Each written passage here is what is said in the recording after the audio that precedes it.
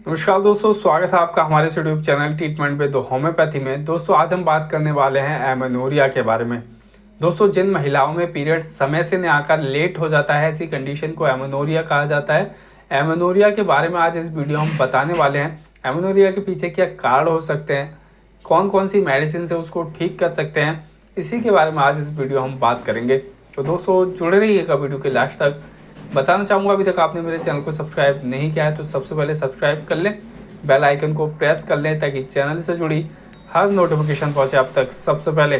तो आइए दोस्तों शुरुआत करते हैं। दोस्तों सबसे पहले बात करते हैं एमेनोरिया किसे कहते हैं। दोस्तों जब महिलाओं में पीरियड समय से न आकर कुछ दिनों लेट होता है, कुछ समय लेट हो जाता है, तो ऐसी कंडीशन को एमेनोरिया कहा जाता है। दोस्तों अगर बात करें इसके कारण के बारे में, इसके पीछे कौन कौन से कारण हो सकते हैं जिसके वजह से एमेनोरिया की शिकायत महिलाओं में हो जाती है। तो महिलाओं में जो पीरियड है वह किन कारणों की वजह से लेट हो जाता है या किन कारणों की वजह से जो पीरियड है वह देरी से होता है। तो दोस्तों इसके पीछे जो पहला कारण होता है वह स्ट्रेस होता है। जो महिलाएं स्ट्रेस लेती हैं, तनाव लेती हैं, ऐसी महिलाओं में बहुत ज़्यादा चांस होते हैं पीरियड लेट होने के या मेंसेस लेट होने के।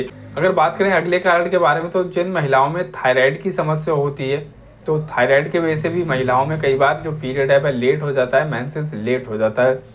अगर बात करें अगले कारण के बारे में, तो दोस्तों उससे जो अगला कारण होता है पीसीओडी।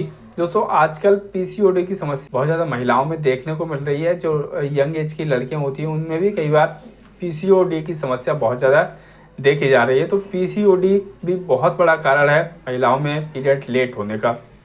इसकी वजह से महिलाओं में कई बार जो पीरियड है वह कई कई महीने तक लेट हो जाता है। दोस्तों उससे अगला कारण होता है हार्मोनल इम्बैलेंस।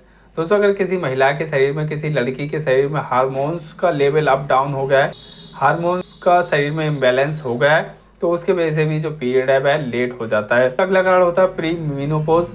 दोस्तों जो मीनोपॉज से पहले का समय होता है, मीनोपॉज ऐसी कंडीशन को कहा जाता है जब महिलाओं में पीरियड बंद हो जाता है, और प्री मीनोपॉज ऐसे समय को कहा जाता है जब पीरियड बंद होने से पहले का जो समय होता है उसको प्री मीनोपॉज कहा जाता है।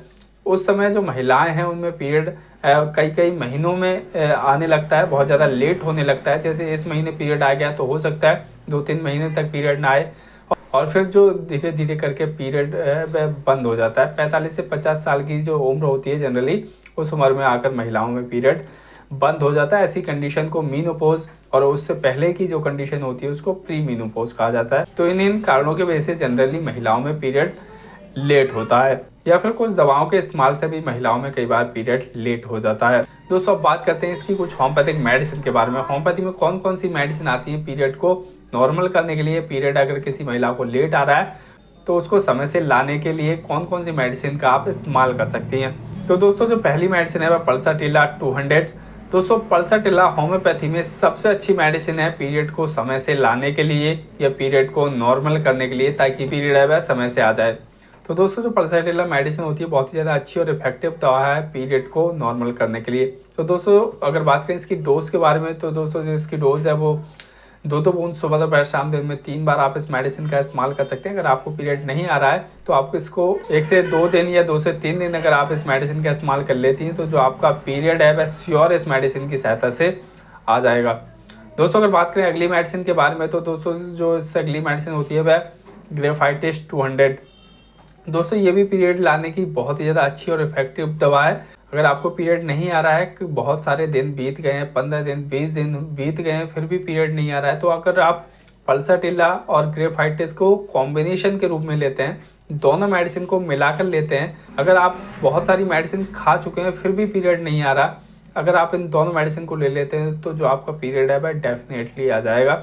और इन दोनों मेडिसिन की 2 बूंद सुबह दोपहर शाम दिन में 3 बार ले सकते हैं, और जो आपका पीरियड है वह 1-2 दिन में आपका जो पीरियड है वह आ जाएगा।